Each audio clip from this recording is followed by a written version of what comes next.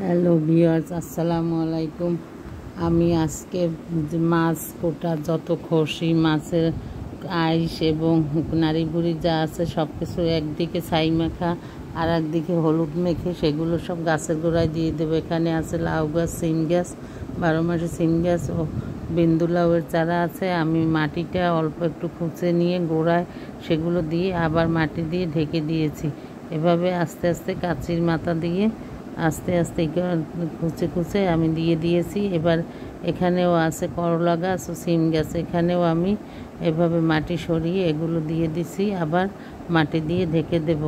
আর fungicide হিসেবে আছে ছাই এবং আর আছে হলুদের গুঁড়ো। আমি হলুদের গুঁড়ো মিশ্রিত পানি ও ছাই দিয়ে দিয়েছি যাতে কোনো পোকামাকড় না আসে। এইভাবে যদি আপনারা গাছে মাছের আঁশ নাড়ি বুড়ি দেন তাহলে গাছ খুব পুষ্টিকর খাবার পায়। যে আমি হলুদের পানিটা দিয়ে দিলাম, পুষ্টিকর খাবার পাবে এবং গাছে ফল ফুলও ভালো হবে। আবার ছাই এবং হলুদ দেওয়ায় গাছে কোনো ফাঙ্গাস বা পোকামাকড় ধরবে না, গাছ সুন্দর সবুজ সতেজ থাকবে, ফুল ফলও ভালো দেবে। এভাবে আপনারা দিয়ে দেখবেন। আমি এভাবেই প্রত্যেকটা গাছের গোড়ায় দিই এবং গাছে মাশাআল্লাহ ফলও ভালো হয়।